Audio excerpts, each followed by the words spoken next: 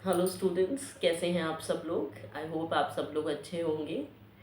तो आज मैं लेकर आई हूँ अपना नया chapter from civics, power sharing. ये जो पूरा कंटेंट आज हम डिस्कस करेंगे वो पूरा एनसीईआरटी बेस्ड है।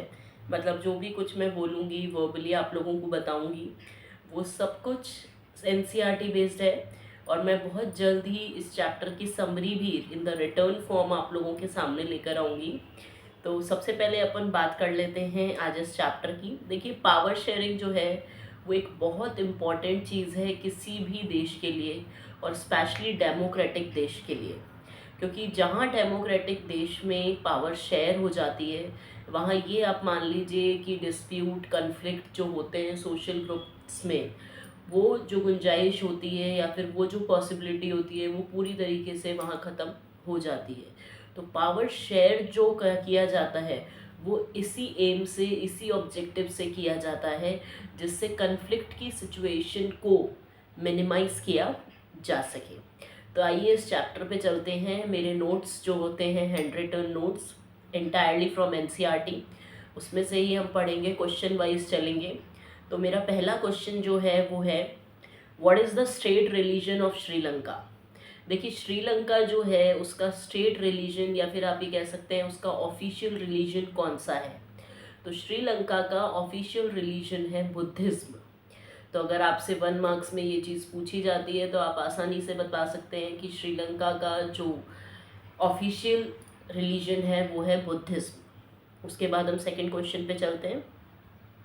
विच major adopted by the democratic elected government to establish Sinhala supremacy. अब देखिए, सिन्हाला जो स्पीकर्स थे वो थे श्रीलंका के। तो श्रीलंका में ऐसा कौन सा मेजर अडॉप्ट किया गया जिससे जो सुप्रीमेसी थी, जो पावर थी, वो सिन्हाला स्पीकर्स को मिल गई, सिन्हाला लैंग्वेज बोलने वाले लोगों को मिल गई। ऐसा कुछ हुआ था श्रीलंका में कि बहुत सारी कम्युनिटीज़ के लोग वहाँ रहते थे, लेकिन जो प्रेफरेंस दी गई वो सिन्हाला स्पीकर्स को दी गई। तो वो हम बात आगे करेंगे, लेकिन पहले हम ये बात कर लेते हैं कि सिन्हाला स्पीकर्स को ऐसा क्या दिया गया, ऐसा क्या मेजर अडॉप्ट किया गया जिससे श्रीलंका की सुप्रीमेसी गवर्नमेंट में बन गई। मतलब सारी गवर्नमेंट जो अपॉर्चुनिटीज़ थी वो सब सिन्हाला स्पीकर्स, जो सिन्हाला लैंग्वेज बोलते थे, उन लोगों के हाथ में आ गई श्रीलंका में। वो जो सिस्टम था जिसे ऑप्ट किया गया था और जिस वजह से ये हुआ था वो था मेजॉरिटोरियन। उसे मेजॉरिटोरियन भी कह सकते हैं या फिर आप मेजॉरिटेरियनिज्म भी कह सकते हैं।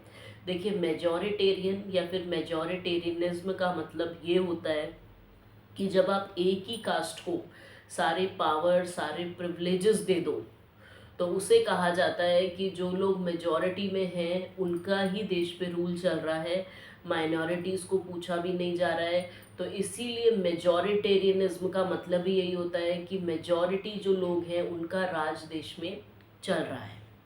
तो ये सिस्टम ऑप्ट किया गया था जिस वजह से सिन्हाला स्पीकर्स जो थे उन्हें सुप्रीमेसी मिल गई थी हर जगह पर। मतलब सबसे ज़्यादा प्रिविलेजेस, बेनिफिट्स जो थे वो सिन्हाला स्पीकर्स को श्रीलंका में मिल रहे थे। उसके बाद चलते हैं, what do you mean by vertical division of power. देखिए, वर्टिकल डिवीजन ऑफ पावर क्या होता है, हमने अपने छोटे स्टैंडर्ड्स में और अपनी ड्राइंग में हमने ये चीज़ पढ़ी थी कि 2 तरह की लाइंस होती हैं। तो ये जो लाइन होती है ये वर्टिकल होती है और ये वाली लाइन जो होती है ये हॉरिजॉन्टल होती है। तो वर्टिकल पावर शेयरिंग की अगर मैं बात करूँ तो आप इस तरह से समझ सकते हैं कि पावर ऐसे लेवल्स में डिवाइड है। तो पावर शेयर जब लेवल्स ऑफ गवर्नमेंट में डिवाइड होती है तो उसे vertical form of power sharing कहा जाता है। अब कौन कौन से ऐसे 3 लेवल हैं जिनमें पावर डिवाइड होती है, जिसमें से फर्स्ट आता है central government, then state government and then local self government. Central government हमारी दिल्ली में राज करती है, स्टेट गवर्नमेंट हमारी हर स्टेट की अलग होती है, और उसके अलावा जो लोकल सेल्फ गवर्नमेंट होते हैं जैसे हमारी म्यूनसिपैलिटीज़, म्यूनसिपल कॉरपोरेशंस, हमारे ज़िला परिषद, म्यूनसिपल कॉरपोरेशन को हिंदी में हम नगर निगम कह सकते हैं। तो ये सब चीज़ें जो होती हैं, ये जो गवर्नमेंट्स हैं, इनके अलग अलग लेवल्स हैं। तो जब पावर इन 3 अलग अलग लेवल्स पे डिवाइड की जाती है तो उसे vertical form of power sharing कहा जाता है। अब हम चलते हैं, विच community was rich in Belgium. अब बेल्जियम की बात करें तो बेल्जियम की कहानी भी हम आगे पढ़ेंगे, लेकिन एक छोटा सा क्वेश्चन बीच में आया है कि कौन सी कम्युनिटी रिच मानी जाती है बेल्जियम में। मतलब कौन सी ऐसी कम्युनिटी है जो प्रॉस्परस है, जिसे सारे बेनिफिट्स हैं और इसके जो कम्युनिटी के लोग हैं वो रिच हैं। तो ऐसी कौन सी कम्युनिटी है बेल्जियम में जो इस तरीके की मानी जाती है? तो वो कम्युनिटी है माइनॉरिटी फ्रेंच स्पीकिंग पीपल। हालांकि ये लोग माइनॉरिटी में हैं, मतलब इनकी पॉपुलेशन देश में कम है, लेकिन फिर भी फ्रेंच स्पीकर्स जो हैं उन्हें बेल्जियम में बहुत रिच माना जाता है। अब चलते हैं नेक्स्ट क्वेश्चन की तरफ। Which system of power sharing is called check and balances. अब ऐसा कौन सा सिस्टम है पावर शेयरिंग का जिसे चेक एंड बैलेंस सिस्टम भी कहा जाता है? मतलब दो तरह की पावर शेयरिंग होती है, वर्टिकल एंड हॉरिजॉन्टल, पर इनका ही एक नाम चेक एंड बैलेंस भी है। तो ऐसी कौन सी पावर शेयरिंग है जिसको चेक एंड बैलेंस भी कहा जाता है? तो वो जो पावर शेयरिंग है जिसे चेक एंड बैलेंस भी कहा जाता है, वो power sharing horizontal power sharing है। हॉरिजॉन्टल मतलब इस तरह की पावर शेयरिंग जिसमें पावर ऐसे लेवल्स में डिवाइड नहीं है, जिसमें पावर डिवाइड है इस तरीके से। अब हॉरिजॉन्टल पावर शेयरिंग में कौन कौन सी चीज़ें आती हैं? ये चीज़। अपार्ट फ्रॉम दिस आप इसका ध्यान रखें कि हॉरिजॉन्टल पावर शेयरिंग जो होती है उसके तीन चीज़ें क्या क्या होती हैं, जैसे लेजिस्लेचर, एग्जीक्यूटिव एंड जुडिशरी। अब लेजिस्लेचर होता है हमारा पार्लियामेंट जो कानून बनाता है। एग्जीक्यूटिव वो लोग होते हैं जो कानून को इम्प्लीमेंट करते हैं, लागू करते हैं। और जुडिशरी होते हैं हमारे कोर्ट, कि अगर कोई कानून को तोड़ रहा है तो उसे सज़ा देने का काम हमारे कोर्ट्स करते हैं। तो आप ये चीज़ भी बता सकते हैं कि हॉरिजॉन्टल पावर शेयरिंग का ही दूसरा नाम है check and balance power sharing. तो आप ये बता सकते हैं। तो आपको मैंने इसमें दो चीज़ें क्लियर कर दी। हॉरिजॉन्टल पावर शेयरिंग जो इस तरीके से होती है जिसमें लेजिस्लेचर, एग्जीक्यूटिव एंड जुडिशरी आते हैं। लेजिस्लेचर होता है पार्लियामेंट जो लॉ बनाता है। एग्जीक्यूटिव वो होते हैं जो लॉ को इम्प्लीमेंट करते हैं, लागू करते हैं। और जुडिशरी वो होता है, कोर्ट्स होते हैं कि कोई अगर कानून तोड़ता है तो उन्हें सज़ा देने का काम जुडिशरी का है। तो इस तरीके से ये हॉरिजॉन्टल पावर शेयरिंग है और इसका ही दूसरा नाम चेक एंड बैलेंस भी है। अब चलते हैं नेक्स्ट क्वेश्चन की तरफ। Power sharing is the true spirit of democracy, justify this statement. देखिए पावर शेयरिंग जो है वो बहुत बहुत इम्पॉर्टेंट है किसी भी डेमोक्रेसी के लिए। मतलब आप ये मान लीजिए कि डेमोक्रेसी की आत्मा है पावर शेयरिंग, कि डेमोक्रेसी जो है वो पावर शेयरिंग के बिना कभी चल ही नहीं सकती है। तो एकदम से अगर हम बात करें कि इस स्टेटमेंट को हमको क्या करना है, जस्टिफाई करना है। हमको ये सबको पता है कि भाई डेमोक्रेसी जो है वो पावर शेयरिंग के बिना नहीं चल सकती है, लेकिन अब हमें इस चीज़ को जस्टिफाई करना है, इस चीज़ को साबित करना है कि आप स्टेटमेंट को कैसे साबित करोगे कि ऐसा है। तो आइए चलते हैं पॉइंट्स की तरफ। सबसे पहले a democratic rule involves power sharing with those affected by it's exercise. देखिए सबसे पहली चीज़ तो ये कि पावर शेयरिंग जो है उन लोगों को भी इन्वॉल्व करती है जिसके ऊपर पावर शेयरिंग का असर सबसे ज़्यादा पड़ रहा है।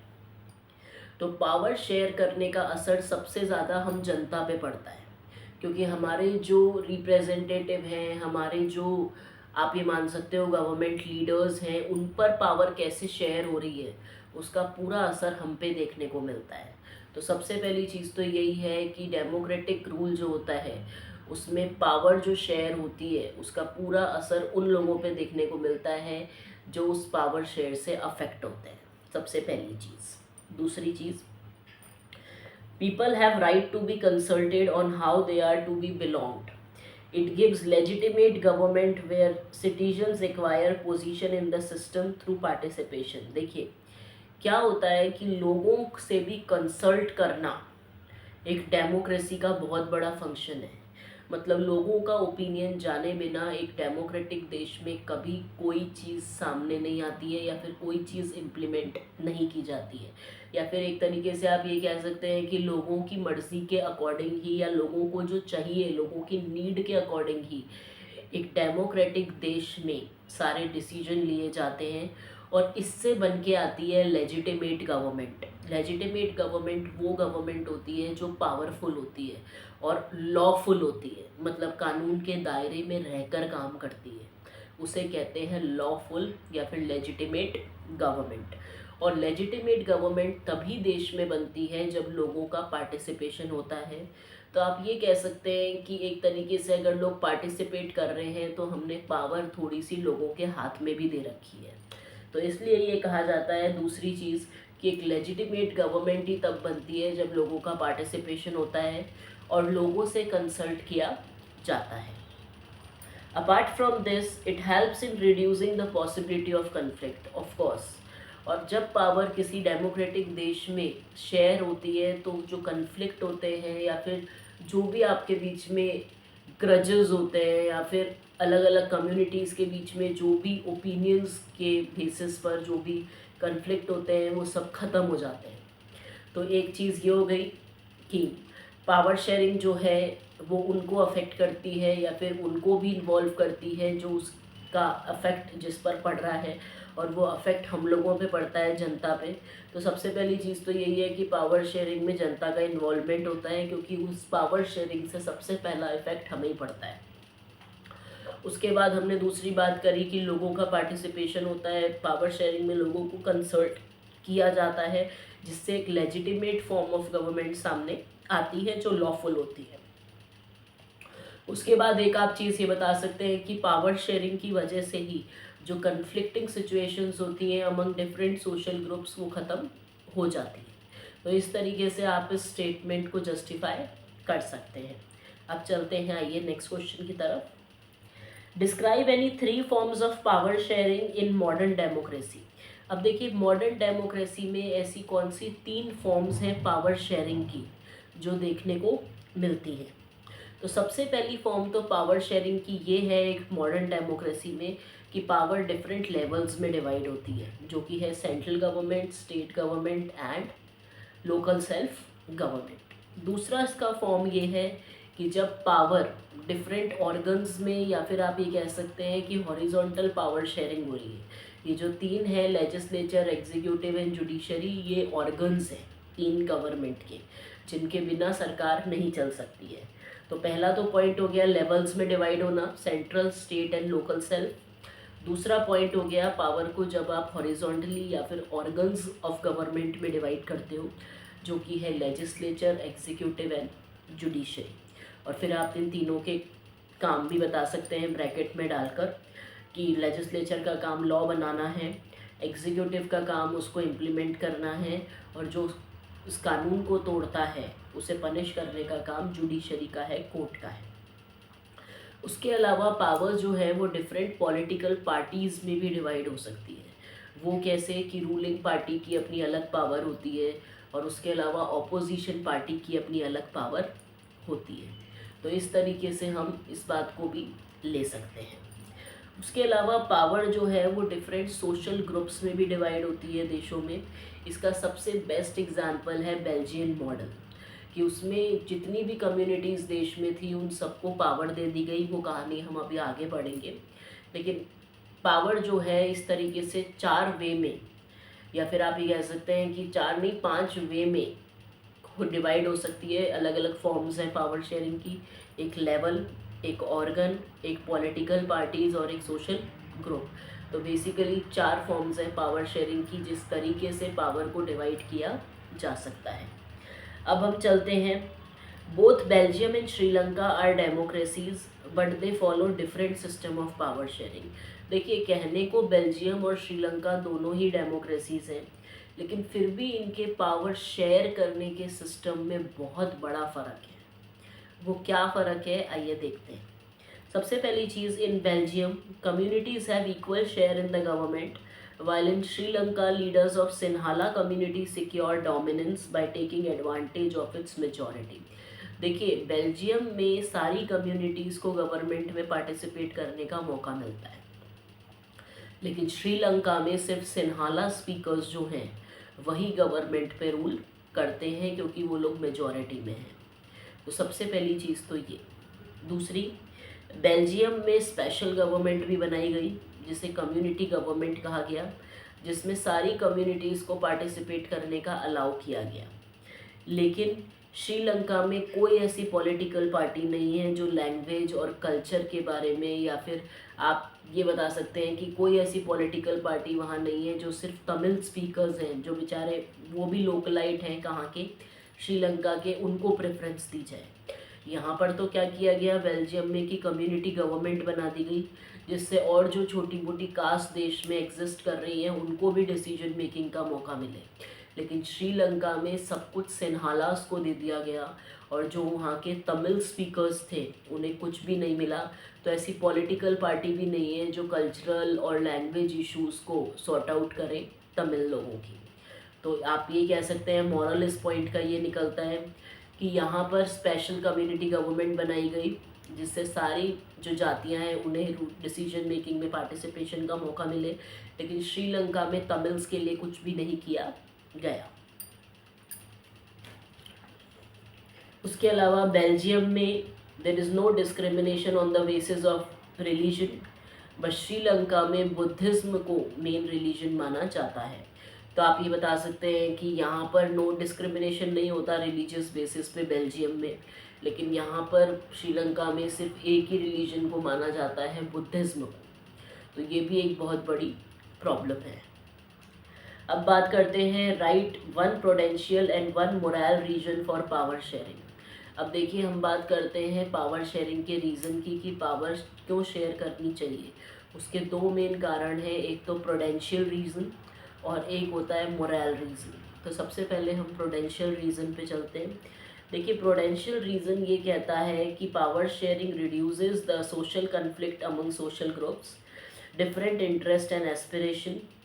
Social conflict led to violence and instability. Power sharing ensures the stability of political order. देखिए प्रोडेंशियल पावर शेयरिंग ये है कि प्रोडेंशियल रीज़न जो है पावर शेयरिंग का ये है कि पावर इसलिए शेयर करनी चाहिए जिससे जो कन्फ्लिक्ट्स हैं अमंग डिफरेंट सोशल ग्रुप्स उन्हें कम किया जा सके। क्योंकि अगर कन्फ्लिक्ट्स हुए सोशल ग्रुप में तो वो कम्युनल राइट्स का भी रूप ले सकते हैं, देश में वायलेंस भी हो सकता है। लेकिन अगर देश में पावर शेयर की जाए अमंग डिफरेंट सोशल ग्रुप्स तो देश में पॉलिटिकल स्टेबिलिटी बहुत आसानी से आ जाती है। तो सबसे पहला रीज़न है Prudential reason of power sharing, जिसमें हमने यही कहा गया कि पावर इसलिए शेयर की जाती है जिससे सोशल ग्रुप्स के बीच में कन्फ्लिक्टिंग सिचुएशन हटाई जा सके। Moral reason of power sharing क्या है? Moral reason of power sharing ये है कि it is a very spirit of democracy. It means democracy की जो आत्मा है वो पावर शेयरिंग में बसती है। मतलब अगर पावर शेयरिंग देश में नहीं है तो डेमोक्रेसी कहीं भी एग्जिस्ट नहीं करेगी। तो ये चीज़ आपको लिखनी है। उसके अलावा आपको ये बता देना है कि डेमोक्रेसी में पावर शेयरिंग का एक बहुत इम्पॉर्टेंट रोल है, और यहाँ पर लोगों से कंसल्ट किया जाता है, और उसके बाद ये देखा जाता है कि देश को लोगों की मर्ज़ी से कैसे चलाया जाए। तो ये चीज़ होती है moral reason of power sharing. और जब कन्फ्लिक्ट ओवरकम करने की बात आ रही हो, रिड्यूस करने की बात आ रही हो, तो वो है Prudential reason of power sharing. अब हम चलते हैं what is majoritarianism, how has it increase the feeling of alienation among Sri Lankan Tamils, explain with example. देखिए सबसे पहले हम इस क्वेश्चन में बात करेंगे कि मेजॉरिटेरियनिज्म होता क्या है। उसके बाद हम बात करेंगे कि ऐसा देश में श्रीलंका में क्या हुआ था जिससे जो श्रीलंकन तमिल्स थे जो यहीं के रेजिडेंट्स थे, सिन्हाला लोग भी यहीं के रेजिडेंट थे, और तमिल स्पीकर्स जो थे श्रीलंकन तमिल्स वो भी यहीं के लोग थे। तो ऐसा क्या हुआ कि श्रीलंकन तमिल्स में एलियनेशन की भावना आ गई। एलियन वो लोग होते हैं जो पराए होते हैं, दूसरे दुनिया के होते हैं। उसी तरीके से अगर किसी इंसान में एलियनेशन की भावना आती है तो इसका मतलब ये है कि वो देश में रहते हुए भी अपने आप को देश से पराया महसूस कर रहे हैं।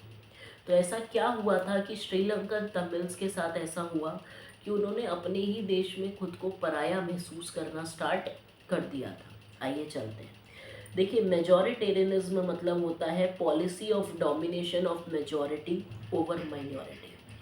जब मेजॉरिटी लोग, जो जिनकी पॉपुलेशन देश में ज़्यादा है, वो माइनॉरिटी लोगों पर अपनी हुकूमत, अपना डोमिनेंस चलाने लगते हैं, तो उसे मेजॉरिटेरियनिज्म कहा जाता है। अब देखिए क्या हुआ था श्रीलंका में। मेजॉरिटेरियनिज्म की जो फीलिंग थी वही एलियनेशन की फीलिंग लेकर आई अमंग द श्रीलंकन तमिल्स। मतलब ये मेजॉरिटेरियनिज्म जो था सिस्टम, उसकी वजह से श्रीलंकन तमिल्स में एलियनेशन की भावना आई थी, परायेपन की भावना आई थी। क्या हुआ था कि तमिल्स ने क्या किया था, तमिल्स को क्या लगा और तमिल्स के साथ ऐसा देश में क्या हुआ था। कॉन्स्टिट्यूशन और गवर्नमेंट जो था श्रीलंका का, उन्होंने पूरी तरीके से पॉलिटिकल राइट्स, डिस्क्रिमिनेशन करना जॉब के बेसिस पे और अदर अपॉर्चुनिटीज़ के लिए श्रीलंकन तमिल्स के साथ डिस्क्रिमिनेट करना स्टार्ट कर दिया था। मतलब इन लोगों के लिए सरकारी नौकरियां भी नहीं थी, करियर अपॉर्चुनिटीज़ भी इन लोगों के लिए ज़्यादा नहीं थी, और पॉलिटिकल में या फिर पॉलिटिकल रिप्रेजेंटेशन में भी इन लोगों का पार्टिसिपेशन ज़्यादा नहीं था। इस वजह से ही श्रीलंकन तमिल्स में एलियनेशन की भावना आई थी कि देश में हम भी रहते हैं, देश हमारा भी है, लेकिन उसके बाद भी हमें हमारे देश में सारे अधिकार क्यों नहीं मिल रहे। यही बात की वजह से, इस मेजॉरिटेरियनिज्म सिस्टम की वजह से इनके अंदर एलियनेशन की भावना आई थी। जैसे बात करें कि एलियनेशन की भावना तमिल्स में किन कारणों से आई। सबसे पहली चीज़, 1956 में एक एक्ट श्रीलंका में पास किया गया था, और वो एक्ट जो था उसमें सिन्हाला लैंग्वेज को ऑफिशियल लैंग्वेज घोषित कर दिया गया था, और तमिल जो लैंग्वेज थी उसे ऑफिशियल दर्जा नहीं मिला था। सबसे पहली चीज़ ये चीज़ हुई थी 1956 में, ध्यान रखिएगा। दूसरी चीज़, गवर्नमेंट ने पॉलिसीज़ जो बनाई वो बनाई थी सिन्हाला स्पीकर्स को गवर्नमेंट जॉब मिले। मतलब सबसे ज़्यादा सरकारी नौकरी में जो प्रिविलेज दी जा रही थी, सरकारी नौकरियां लेने का जो मौका दिया जा रहा था, वो सिन्हाला स्पीकर्स को मिल रहा था। उसके अलावा जो नया कॉन्स्टिट्यूशन बना था उसमें यही बात कही जा रही थी कि पूरे देश को बचाना है और कौन से रिलीजन को प्रमोट करना है, बुद्धिज्म को प्रमोट करना है। यही कुछ कारण थे जिसकी वजह से जो तमिल स्पीकर्स थे उनमें एलियनेशन की भावना आई थी। अब बात करते हैं, discuss about the ethnic composition of Belgium.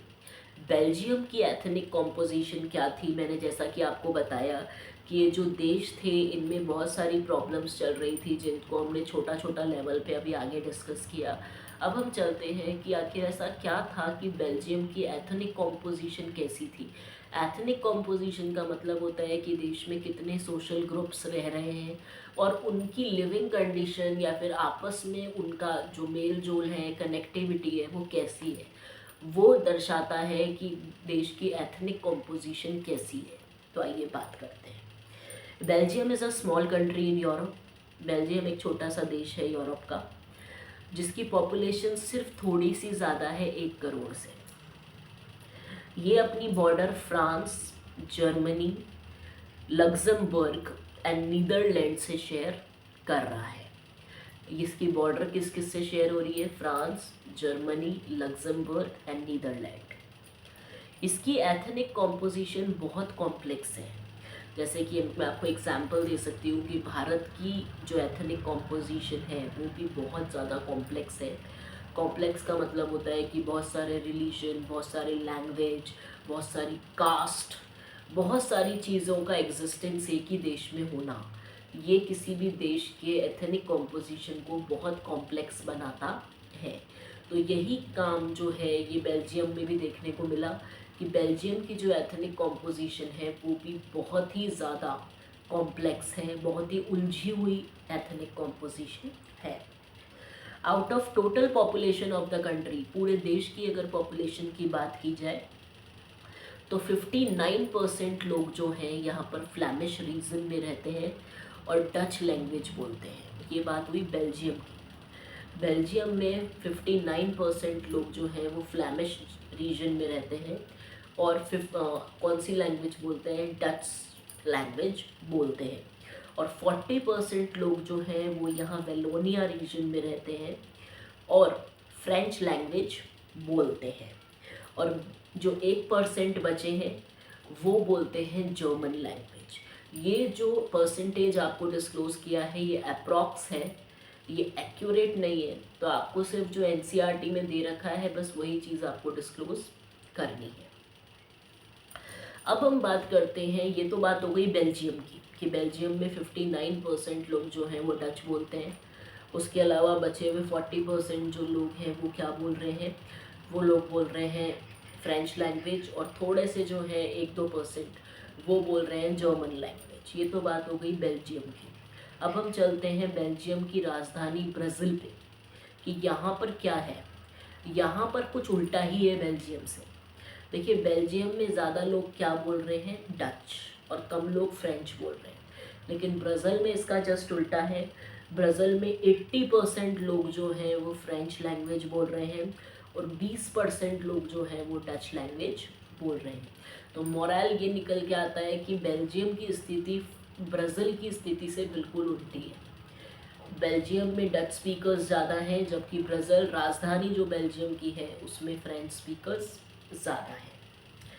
French speaking community जो है वो यहाँ माइनॉरिटी में है, मतलब उनकी संख्या देश में कम है, लेकिन तब भी वो रिच और पावरफुल है। इस तरह का सिस्टम है। This make Dutch speaking community angry as they were not allowed to get benefits of economic development। और इसी वजह से डच स्पीकर्स जो हैं उनकी नाराज़गी झलकती है क्योंकि उन्हें क्या किया जा रहा है, उन्हें इकोनॉमिक डेवलपमेंट के बेनिफिट्स नहीं मिल रहे हैं, उन्हें एजुकेशनल बेनिफिट्स नहीं मिल रहे थे, लेकिन बाद में धीरे धीरे करके ये सारे बेनिफिट्स उनको भी मिल गए। ये पहले की बात है कि पहले इस तरह का स्थिति थी देश की, लेकिन बाद में वो सारे बेनिफिट्स इनको धीरे धीरे मिलते चले गए।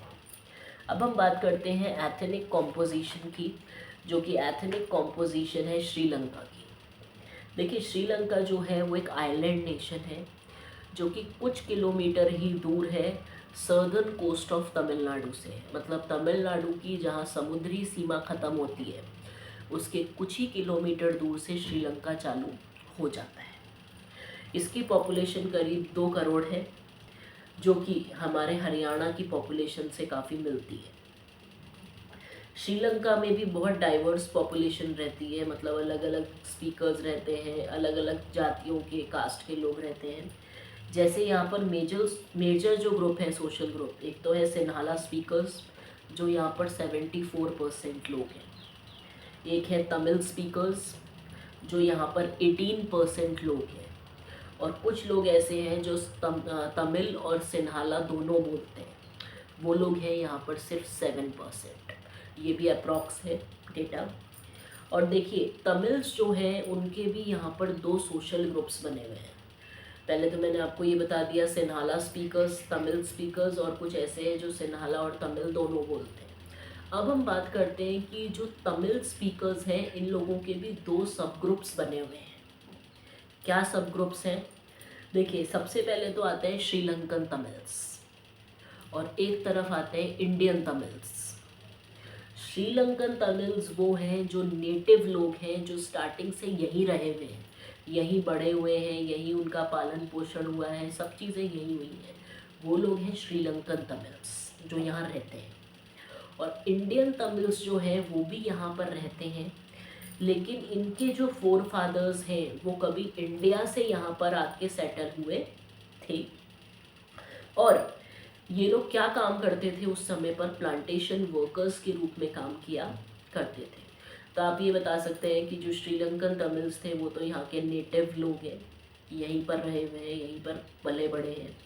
लेकिन इंडियन तमिल्स जो हैं उनके कभी फोर फादर्स इंडिया से आकर यहाँ सेटल हुए थे और वो काम क्या करते थे, एज प्लांटेशन वर्कर्स काम किया करते थे। तो आप ये 2 सब ग्रुप्स तमिल के बता सकते हैं। उसके अलावा ज़्यादातर लोग जो हैं, जो सिन्हाला बोलते हैं यहाँ पर, वो बुद्धिस्ट हैं, मतलब वो बौद्ध धर्म को मानते हैं। और तमिल्स जो हैं यहाँ पर, वो हिंदूज़ और मुस्लिम्स दोनों हैं, मतलब दोनों जातियों को मानते हैं। और 7% जो यहाँ लोग हैं वो क्रिश्चियंस हैं, जो तमिल और सिन्हाला दोनों लैंग्वेज बोलते हैं। तो आप ये बता सकते हैं। अब चलते हैं बेल्जियन मॉडल की तरफ कि बेल्जियन मॉडल क्या था। देखिए, या फिर एक क्वेश्चन बेल्जियन मॉडल का ये भी बन सकता है, how does Belgium converted from unitary form of government to federal form of government. मतलब पहले बेल्जियम की जो गवर्नमेंट थी वो यूनिटरी फॉर्म ऑफ गवर्नमेंट थी, जहाँ पावर एक के ही हाथ में रहता है। लेकिन बाद में ऐसा क्या हुआ कि ये फेडरल फॉर्म ऑफ गवर्नमेंट में बदल गई, जहाँ पावर्स को डिफरेंट लेवल्स में डिवाइड कर दिया जाता है। या फिर डायरेक्टली आपसे पूछ लिया जाए कि बेल्जियन मॉडल क्या होता है, तो आप ये दोनों ही चीज़ें लिख सकते हैं। आंसर सेम होगा, क्वेश्चन अलग अलग तरीके से फ्रेम हो सकता है। देखिए, by seeing differences in Sri Lanka, Sri Lanka में इस तरह के डिफरेंसेस देख के, क्योंकि ये जो मैंने आपको एथनिक कॉम्पोजिशन श्रीलंका की बताई, इस वजह से श्रीलंका में बहुत बड़ा सिविल वॉर हो गया था। तो वो डिफरेंस श्रीलंका में देखने के बाद बेल्जियम ने अपने कॉन्स्टिट्यूशन को 4 बार बदला है, और वो बदला है 1970 से लेकर 1993 के बीच में। इतनी बार बेल्जियम ने अपने कॉन्स्टिट्यूशन को बदला, क्योंकि बेल्जियम ये नहीं चाहता था कि जो सिविल वॉर श्रीलंका में हुआ वो इसके भी देश में हो।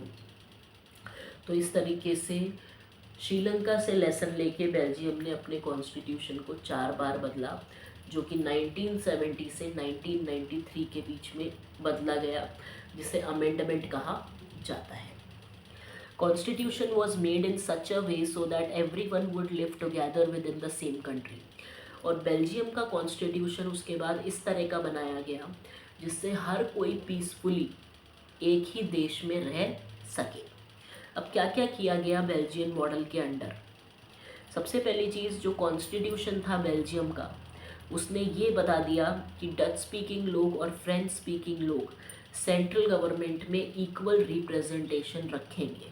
मतलब 50% लोग डच स्पीकर्स बैठेंगे और 50% रिप्रेजेंटेटिव फ्रेंच के बैठेंगे सेंट्रल गवर्नमेंट। सबसे पहला तो ये चीज़ हुई, ये सबसे पहला फीचर था बेल्जियन मॉडल का। उसके बाद बहुत सारी पावर्स जो है सेंट्रल गवर्नमेंट की, वो स्टेट गवर्नमेंट को दे दी गई, और स्टेट गवर्नमेंट सेंट्रल गवर्नमेंट की स्लेव बन के काम नहीं करेगी, ये भी कह दिया गया। उसके अलावा ब्राज़ील, जिसका मामला बेल्जियम से बिल्कुल ही उल्टा था, जैसा कि मैंने आपको अपने एक्सप्लेनेशन में बताया, तो ब्राज़ील को एक सेपरेट ही गवर्नमेंट दे दी गई, जिसे कम्युनिटी गवर्नमेंट कहा गया, और इसमें भी फ्रेंच और डच स्पीकर्स का रिप्रेजेंटेशन इक्वल कर दिया गया। उसके अलावा फ्रेंच स्पीकिंग कम्युनिटी जो थी, उन्होंने ये भी एक्सेप्ट किया कि इक्वल रिप्रेजेंटेशन जो है वो ब्राज़ील में भी दिया जा सकता है, because Dutch speaking people accepted equal representation in the central government. देखिए, अब फ्रेंच स्पीकिंग लोग जो हैं, उन्होंने ब्राज़ील में डच को इक्वल रिप्रेजेंटेशन देने के लिए इसलिए हाँ भरी थी, क्योंकि डच स्पीकर्स ने फ्रेंच को भी सेंट्रल गवर्नमेंट में बैठने के लिए हाँ भरी थी। तो दोनों ने एक दूसरे का सहयोग करके सरकारें बनाने का डिसीजन लिया, या फिर आप ये कह सकते हैं कि एक म्यूचुअल कंसेंट की वजह से ये सारे काम हुए। Apart from the central and state government, और सेंट्रल और स्टेट गवर्नमेंट के अलावा भी एक थर्ड काइंड ऑफ गवर्नमेंट बनी, जिसे कम्युनिटी गवर्नमेंट कहा गया। और इस कम्युनिटी गवर्नमेंट में डच, फ्रेंच और जर्मन लोग सबका इक्वल रिप्रेजेंटेशन दिया गया। ये गवर्नमेंट जो थी, इसके पास पावर थे cultural, educational, language related issues को सॉर्ट आउट करने के। तो आप ये सारी चीज़ें बता सकते हैं। उसके बाद देखिए, बेल्जियम जो मॉडल था, उसके क्या क्या बेनिफिट्स सामने आए। सबसे पहली चीज़ तो ये कि इससे जो सिविल कन्फ्लिक्ट्स थे वो कम्युनिटीज़ के बीच में ख़त्म हो गए। दूसरी चीज़, इससे डिवीज़न जो था देश का लिंग्विस्टिक बेसिस पे होने से बच गया, क्योंकि हर किसी को अपना अपना पावर मिल गया। और उसके अलावा ये बता सकते हैं कि इस पूरे बेल्जियन मॉडल की वजह से European countries came together to form European Union and Brazil was chosen as its headquarter. मतलब बेल्जियम के इस इतने बड़े अच्छे स्टेप की वजह से जो सारी यूरोपियन कंट्रीज़ थी वो एक साथ आई, उन्होंने यूरोपियन यूनियन खोला और ये डिसाइड किया गया कि यूरोपियन यूनियन का जो मेन हेडक्वार्टर बनेगा वो ब्राज़ील को बनाया जाएगा। तो एक बहुत अच्छा एग्जाम्पल सेट किया बेल्जियम ने थ्रू बेल्जियन मॉडल। अब उसके बाद हम चलते हैं एक बार वापस से एथनिक कॉम्पोजिशन ऑफ श्रीलंका की तरफ। एक क्वेश्चन तो मैंने आपको बताया था, इसमें कुछ अगर ऐड हो तो आप अपने उस वाले आंसर में भी डाल सकते हैं, और इसके नोट्स जो है समराइज फॉर्म में मैं बहुत जल्दी आप लोगों के सामने लेकर आऊँगी। श्रीलंका जो है वो एक इंडिपेंडेंट कंट्री 1948 में बना था। मतलब जब हम आज़ाद हुए थे 1947 में, तो करीब उसके 1 साल बाद श्रीलंका भी आज़ाद हो गया था। That was in 1948। ठीक है, 1956 में एक एक्ट पास किया गया था श्रीलंकन गवर्नमेंट ने, जिसमें सिन्हाला स्पीकर्स जो थे उनको सारा बेनिफिट्स मिल गए थे और सिन्हाला को देश की ऑफिशियल लैंग्वेज डिक्लेयर कर दिया था। गवर्नमेंट जो थी श्रीलंका की, उसने एक ऐसी पॉलिसी लगाई कि सिर्फ सिन्हाला पीपल जो थे उन्हें ही एडमिशन्स मिलेंगे, यूनिवर्सिटी में अच्छी पोजीशंस मिलेंगी, गवर्नमेंट जॉब्स मिलेंगे। तो सब चीज़ें सिर्फ सिन्हाला के फेवर में देश में हो रही थी, और इस वजह से जो श्रीलंकन तमिल्स थे उनके अंदर एलियनेशन की भावना आ गई, इंडियन तमिल्स में भी आ गई जो वहाँ रहते थे, क्योंकि उन लोगों को इन सब चीज़ों से डिस्कार्ड कर दिया गया। उनको ना पॉलिटिकल राइट्स दिए गए, ना उन्हें जॉब अपॉर्चुनिटीज़ दी गई, तो इस तरीके से ना उन्हें इकोनॉमिक डेवलपमेंट का राइट दिया गया। तो इस वजह से बहुत सारी प्रॉब्लम्स हुई। हालांकि श्रीलंकन तमिल्स जो थे उन्होंने स्ट्रगलिंग कैंपेन्स भी चलाई, प्रोटेस्ट भी किया कि हमारी लैंग्वेज को भी ऑफिशियल दर्जा मिले, हमारी भी मांगे पूरी हों, लेकिन उनकी डिमांड को रिपीटेडली डिनाई कर दिया गया। और इस वजह से दोनों कम्युनिटीज़ के बीच में आपस में डिस्ट्रस्ट हो गया, मतलब विश्वास ख़त्म हो गया, और इस वजह से वो कन्फ्लिक्ट इतने बड़े लेवल पर फैल गया कि वो एक नेशनल इशू बन गया, और बहुत सारे लोग दोनों ही तरफ से मारे भी गए, और बहुत सारी फैमिलीज़ जो हैं उनको बढ़ती ख़राब सिचुएशन की वजह से देश भी छोड़ना पड़ा, और बहुत सारे लोगों को अपना लाइवलीहुड भी गंवाना पड़ा, अपना काम वगैरह भी छोड़ना पड़ा। इस सिविल वॉर की वजह से श्रीलंका का जो इकोनॉमिक डेवलपमेंट था जो वहाँ था वो यहाँ आके रह गया। मतलब एक बहुत बड़ा आप ये कह सकते हैं डाउनफॉल देखने को मिला श्रीलंकन इकोनॉमी को बिकॉज ऑफ दिस। उसके बाद why power sharing is desirable. देखिए पावर शेयरिंग क्यों अच्छी है। पावर शेयरिंग इसलिए डिज़ायरेबल है, इसके क्या क्या रीज़न हो सकते हैं। इस क्वेश्चन को मैंने काफ़ी बार बोर्ड पेपर में भी देखा है। तो देखिए सबसे पहली चीज़ तो पावर शेयरिंग इसलिए डिज़ायरेबल है क्योंकि कन्फ्लिक्टिंग सिचुएशन जो होती है या फिर पॉसिबिलिटी जो कन्फ्लिक्ट की होती है अमंग डिफरेंट सोशल ग्रुप्स, ये उनको रिड्यूस कर देती है। दूसरी चीज़, पावर शेयरिंग की वजह से पॉलिटिकल जो ऑर्डर है उसमें स्टेबिलिटी आती है। थर्ड, इसकी वजह से माइनॉरिटी को प्रोटेक्शन मिलता है from the domination of majority, इसीलिए पावर शेयरिंग इम्पॉर्टेंट मानी जाती है। अब हम बात करते हैं differentiate between unitary form of government and federal form of government, कि unitary form of government and federal form of government होता क्या है। यूनिटरी फॉर्म ऑफ गवर्नमेंट में बेटा जो लेवल होता है वो सिर्फ एक ही होता है, लेकिन फेडरल फॉर्म ऑफ गवर्नमेंट में अलग अलग लेवल्स प्रेजेंट होते हैं गवर्नमेंट के।